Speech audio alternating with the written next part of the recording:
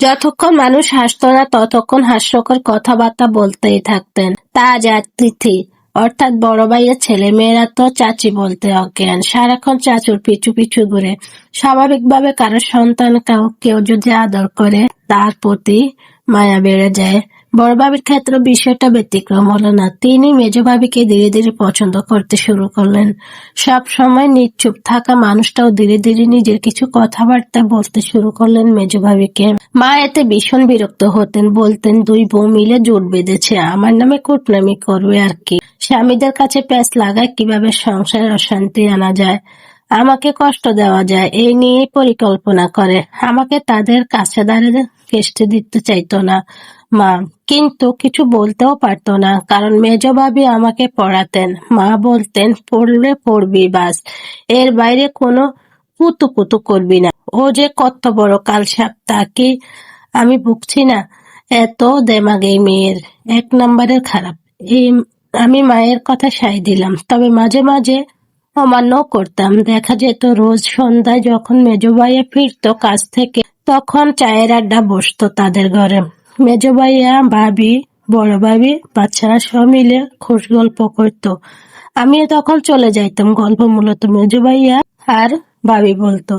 ভাইয়াকে কখনো আগে এত গল্প করতে দেখিনি, আর জারিয়াহ ভাবি তো গল্পের ওস্তাদ। মাঝে মাঝে বড় ভাইয়াকেও ভিডিও কলে যুক্ত করতেন মেজ ভাইয়া। দারুণ একটা পারিবারিক মিলন মেলা। এইভাবে মন খুলে সবার সাথে কথা বলার অনেক পরিষ্কার হয়ে যেত মন, ঠিক শরৎকালের আকাশের মতো।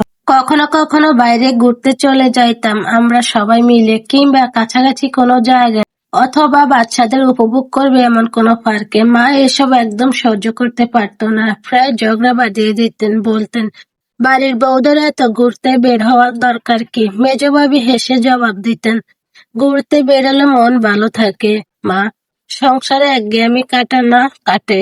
আপনিও একদিন চলুন না। ছি ছি, আমি এত তোমাদের মতো বেহাইয়া না। সংসারে আমিও করছি, জীবনে কোনোদিনও এমন ঘোরাফেরা করিনি। তাতে কি ক্ষতি হয়েছে আমার? ক্ষতি তো হয়েছে, এই যে আপনি কেমন খিটখিটে হয়ে গেছেন, সংসার করতে করতে হাঁপিয়ে গেছে। তোমাকে বলছে তাই না? যত জানতা তুমি জানো, ভদ্র মেয়ে মানুষ বাড়ির বাইরে যায় না। আচ্ছা মা, আপনার কখনো পাহাড়, সমুদ্র এসব দেখতে ইচ্ছে হয়নি? সিস্টার, এত সুন্দর অবলীলা, এত সুন্দর জায়গা ভরপুর, এইসব জায়গা খানিকটা দু চোখে দেখার ইচ্ছে হয় না? এ কি নিজের উপর জুলুম নয়? বাবা রে, এত বড় বড় কথা, সংসার ধ্বংস না করে তুমি ক্ষান্ত হবে না। আমি বুঝে ফেলেছি ভালো মতেই। ভাবি আর কথা বাড়ালো না, আর বড় ভাবি এরপর থেকে আর যেত না মায়ের ভয়। মা তাকে এটাও নিশ্চিত করেছেন যেন মেজ ভাবির ঘরে না যায়, তিনি তার ছায়াও যেন না মাড়ায়, না হয় দেখা যাবে বড় ভাবিকে মেজ ভাবি নষ্ট করে ফেলবে। আমার পরীক্ষা শেষ হওয়ার পর হঠাৎ একদিন মেজ ভাইয়া ঘোষণা করলেন ওনারা ঘুরতে যাবেন। বিয়ের পর তো কোথাও যাওয়া হয়নি ওনাদের।